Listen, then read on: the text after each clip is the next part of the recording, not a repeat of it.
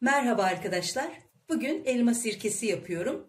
Bu elma sirkesi ilk kez elma sirkesi kuracaklar için bir tarif. Özellikle elinde ev sirkesi, sirke anası olmayanlar için sadece balla kurulacak bir elma sirkesi tarifi. Böyle bir sirke kurabilmek için birinci kuralımız meyvelerimizin doğal ve ilaçsız olması gerekir. Çünkü doğal ve ilaçsız elmalarla sirke kurulduğu zaman pek bir sorun yaşanmamaktadır. Eğer elinizde doğal ve ilaçsız elmalarınız yoksa hazır marketten aldığınız elmaları mutlaka karbonatlı suda en az 20 dakika bekleterek ondan sonra birkaç su yıkayıp iyice kurutup yani kendi kendine kurumasını sağlayıp ondan sonra yapmanız gerekir. Ama ilk kez elma sirkesi kuracaksanız mutlaka doğal ve ilaçsız bir elma temin ederek başlamanızı tavsiye ederim. Bu sirke kurmadaki özgüveninizi de arttıracaktır. Çünkü hazır alınan meyvelerle yapılan sirkelerde hep olmasa da büyük oranda sorunlu bir süreç yaşanıyor. Karbonatlı suyla yıkadığınız meyveler diğer sade suyla yıkadığınız meyvelere oranla daha problemsiz bir süreç yaşanmasını sağlıyor. Burada yaklaşık 2 kilogram doğal ilaçsız elmam var. Bu elmaların tek dezavantajı dalından toplandıktan yaklaşık bir ay sonra bana ulaşmış olması. Çünkü böyle bekletilmiş elma ile sirke kurulduğunda özellikle karıştırma döneminde meyvelerin püre haline gelme ihtimali çok yüksek olur. Meyvenin püre haline gelmesinin sirkenin oluşum sürecine herhangi bir olumsuz etkisi yoktur. Ancak estetik olarak hoş bir görüntü oluşturmaz. Elmalarımı temizce yıkadım ve temiz bir örtünün üzerinde iyice kurumalarını bekledim. Çünkü sirke bakterilerinin tekrar oluşabilmesi için meyvenin iyice kurumasını beklemek gerekir. Hatta birkaç saat veya bir gece beklemek daha doğru olur.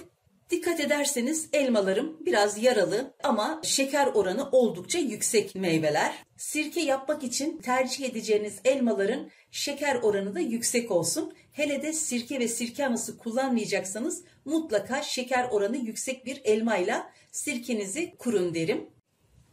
Elimde böyle yine doğal ve ilaçsız olan ama mayhoş bir elma çeşidim daha var. Bu mayhoş elmalarla da sirke kurulabilir. Sadece bunda mutlaka biraz ev sirkesi ya da sirke anası kullanıldığında çok daha kolay ve sorunsuz bir süreç yaşanacaktır. Şöyle 5 litrelik bir kavanoz kullanacağım. Kavanozumu da deterjansız birkaç su temizce yıkadım. Kendi kendine kuruması için beklettim. Şimdi kavanozum da hazır. Elmalarımı doğramaya başlayabilirim. Şimdi meyvelerimin yaralı yerlerini, varsa çürük yerlerini alarak çekirdeklerini ve saplarını eklemeden doğrayıp kavanozuma almaya çalışacağım.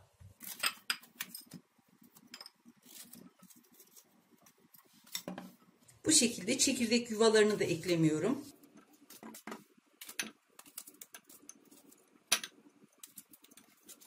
Meyveleri ne kadar küçük doğrarsak meyvenin özünün suya karışması ve sirkenin oluşumunun hızlanması o kadar kolaylaşır.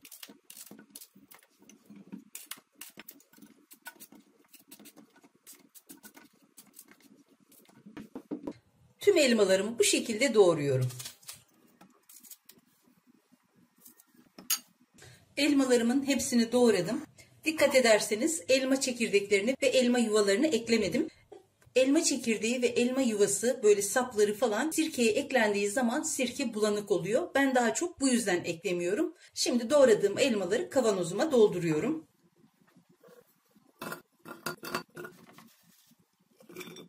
Elmaların hepsini doldurdum.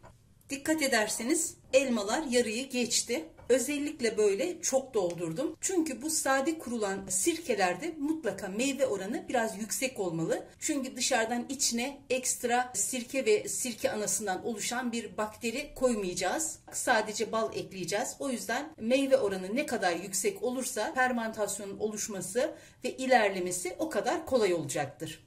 Elmaların üzerini içme suyuyla dolduruyorum. Taşma riskine karşı şöyle birkaç parmak pay bıraktım. Özellikle de bu sade sirkelerde sirkeye ekleyeceğiniz su mutlaka içme suyu olsun. Çünkü sirkeyi riske atmamak adına bunu yapmak gerekiyor. Böyle bu büyüklükte 5 litrelik bir kavanoz için yarım su bardağı veya 1 çay bardağı bal yeterli geliyor. Balı da ekliyorum. Bu kadar yeterli. Tamamen süzülünce tekrar üzerine eklerim. Sirkemi artık iyice karıştırıyorum. Meyve yoğunluklu olduğu için karıştırma biraz zorlu oluyor. Fakat gün geçtikçe, meyveler yumuşadıkça karıştırma işlemi kolaylaşacaktır. Hepsi bu kadar. Üzerini temiz bir tülbentle örtüyorum. Daha doğrusu bir tül parçasıyla. Bir lastikle de sabitliyorum. Lastiğini de sabitledikten sonra sirkemin üzerine kurduğum günün tarihini atıyorum. Tarihini de attım. Sirkemi oda sıcaklığında ve karanlık bir ortamda bekleterek her gün düzenli karıştıracağım. Ta ki meyveler dibe çökene kadar. İnşallah bu aşamaları da çekip sizlere göstermeye çalışacağım. Merhaba arkadaşlar. Sirkemin 48 saat sonraki durumu. Bakın bu şekilde fermantasyon başlamış.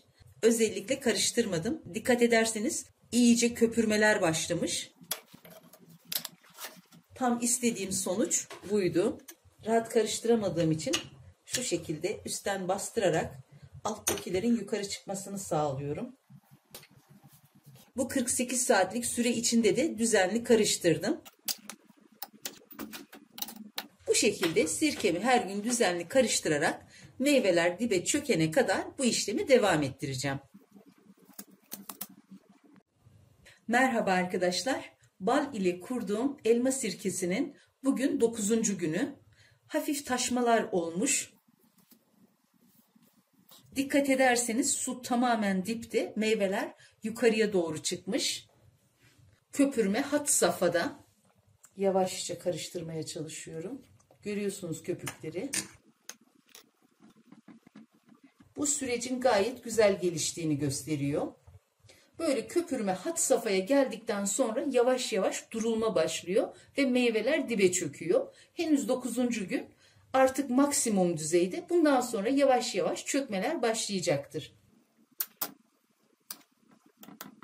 Artık rahat karıştırılıyor.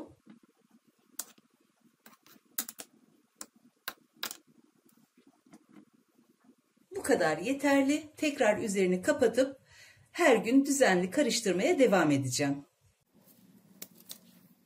Merhaba arkadaşlar. Sadece bal ile kurduğum elma sirkemde meyveler tamamen dibe çöktü. Dikkat ederseniz meyveler dipte, su tamamen yüzeyde kaldı. Bu işlem yaklaşık 18 gün sürdü. Tahmin ettiğim gibi bekletilmiş elmalar ile kurduğum sirke ne yazık ki sirkeyi karıştırdığım dönemde gördüğünüz gibi püre haline geldi. Daha önce de belirttiğim gibi bu görüntünün oluşmasının sirkenin oluşumuna olumsuz yönde herhangi bir etkisi yoktur. Şimdi meyveler dibe çöktüğü için hemen uykuya almayacağım. İçine sirke ve sirke anası eklenmeyen, yani sadece bal ile kurulan sirkelerde mutlaka meyveler çöktükten sonra en az 3 gün veya 4 gün daha karıştırmak gerekir. Şimdi sirkemi yine bir 3 gün veya 4 gün daha karıştırıp ondan sonra uykuya alacağım. Merhaba arkadaşlar. Sirkemi meyveler dibe çöktükten sonra 4 gün daha karıştırdım. Bugün 5. gün. Artık karıştırmadım, karıştırmayacağım da. Şimdi uykuya alacağım. Sirkemi yine oda sıcaklığında ve hava sirkülasyonunun olduğu bir ortamda sirke anası oluşup çökene kadar bekleteceğim. Buna sirkeyi uykuya alma işlemi diyoruz. Bu süre içinde sirke kavanozuna hiç dokunmayacağım. Hatta yerinden oynatmayacağım. Zaten karıştırma işlemi bitti. Çünkü sirke kavanozu yerinden oynarsa, hareket ederse oluşacak olan sirke anaları ince tabakalar halinde çökmeye başlar. Bizim amacımız o sirke analarının ince tabakalarını çöktürmeden onların kalın birer sirke anası haline gelmesini sağlamak. Şimdi sirkemi dinleneceği köşesine alıyorum. Merhaba arkadaşlar. Sadece bal ile kurduğum elma sirkesi artık tamamen olgunlaştı. Sirke anası bağladı. Sirke anası meyvelerin üzerine çöktüğü için daha fazla çökemiyor. Şu anda meyvelerin üzerine oturmuş vaziyette. Çok da güzel sirke anası bağladı. Artık sirke süzülme aşamasına geldi. Sirkenin bu aşamaya gelmesi kurulumundan itibaren yaklaşık 3,5 ay sürdü. Şimdi sirke anısını alıp sirkemi süzeceğim.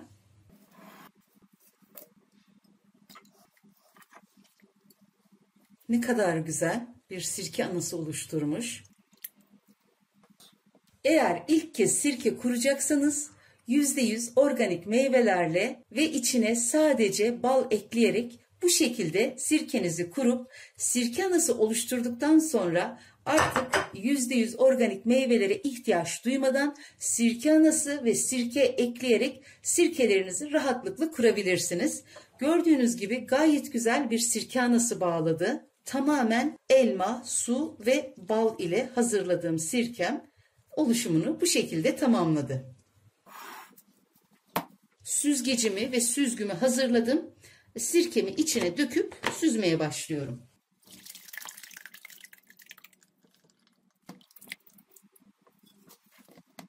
Sirkenin yavaşça süzülmesini bekliyorum. Süzgeci böyle başka bir kaba aldım. Süzdüğüm sirkeyi şimdi şişelere dolduruyorum.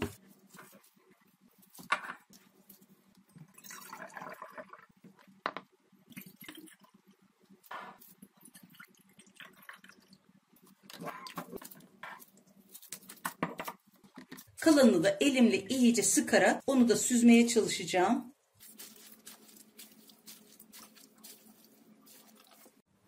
Tüm sirkeyi süzdüm. Kalanı da buraya alıyorum. Kalan posayı süzdüm. Onu da böyle bir kavanoza dolduruyorum. Bunu burada geçici olarak tutuyorum. Bu biraz dinlendikten sonra tekrar süzeceğim. Artık sirkelerim hazır.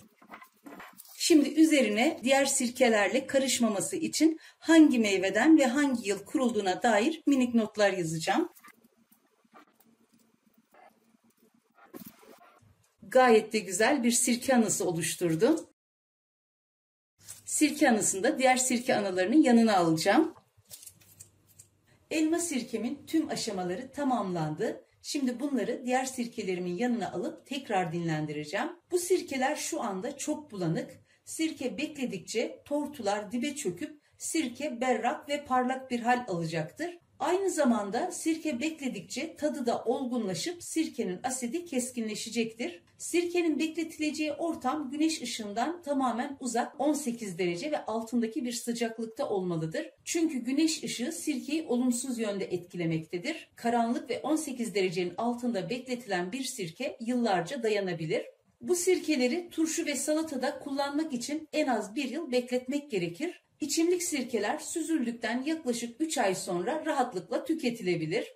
Sizler de ilaçsız ve doğal meyveler bulduğunuz zaman sirke anası ve sirke kullanmadan sadece bal kullanarak kendi ilk sirkelerinizi kurabilirsiniz. Evde kurulan sirkenin dışarıda aldığınız sirke ile kıyaslanmayacak kadar çok güzel bir tadı ve kokusu var. Bu şekilde kurduğunuz sirke ile elde ettiğiniz ilk sirke ve sirke anısıyla artık bir sonraki sirkelerinizi çok daha rahatlıkla kurabilirsiniz. Kendi imkanlarınızla kurduğunuzda bunun ne kadar zevkli bir işlem olduğunu göreceksiniz. Sizler de bu şekilde sirkelerinizi yapın ve deneyin, şifasından faydalanın derim. Yapacak ve deneyecek olan herkese kolay gelsin, afiyet, şifa olsun.